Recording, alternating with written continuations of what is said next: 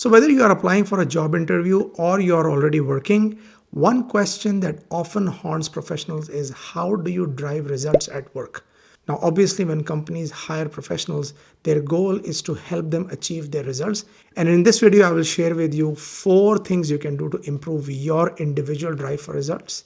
And watch this video till the end because I will also share with you a real life example of how you can answer this question in a job interview.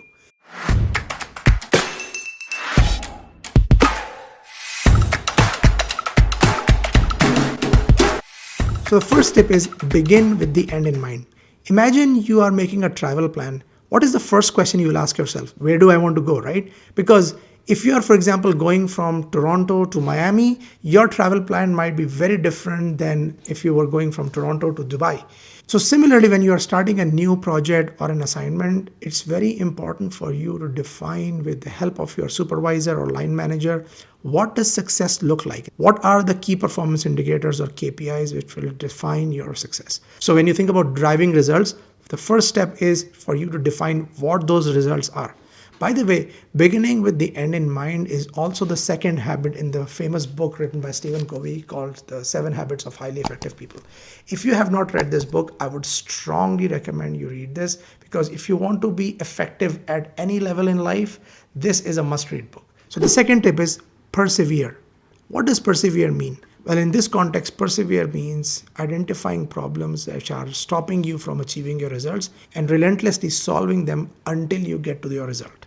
Think about this more like a ladder. You start from the bottom, you identify the first obstacle or a problem, and then you solve it, you get one level up, and you'll encounter the next problem.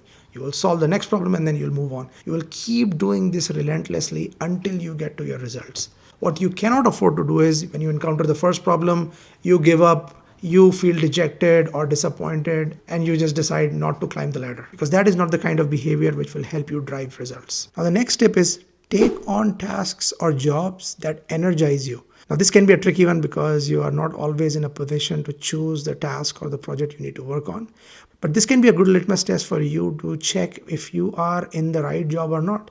Because it's easier for me to say that you should persevere, you should look at problems as an opportunities. But if you are doing something which you don't enjoy, you will naturally get burnt out after some time. So imagine if you're someone who likes to design new concepts or explore new solutions, but if you're put in a job where you are punching data every single day and your job is to generate some reports, you will not enjoy this, and after some time you will get burnt out. And therefore, when the business interests intersect with what energizes you personally, that's when you get high level of personal engagement and driving results becomes very easy for you.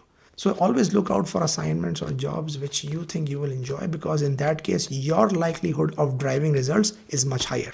And the final tip is prioritize. In your day-to-day operations, you will come across a lot of times situations where people will be asking you to do different things or different requests will come across which have nothing to do with your objectives. And by the way, regardless of which company or which job you are in, these things will happen. These are inevitable. So you cannot control these from happening. However, what you can control is your response to them. So you need to constantly ask yourself that, am I spending my time on the right things or not? So the need of constant prioritization will help you stay on track with your objectives and will help you drive results. For those of you who are in project management, you must have heard about a term called scope creep. Scope creep is something that, let's say you have a very clearly defined project plan, you have defined the tasks and the milestones and the dates and everything. Someone will come and say that, oh, by the way, let's do this as well. Let's do that as well. Or, you know what, it would be nice to have this.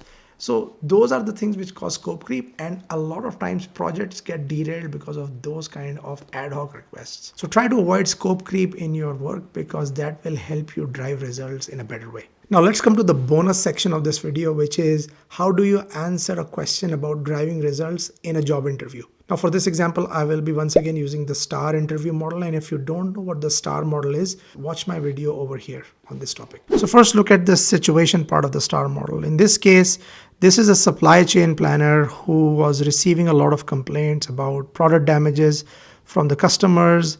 And these damages were happening during the transportation. The company was incurring an annual cost of about $3 million from these damage claims from their customers.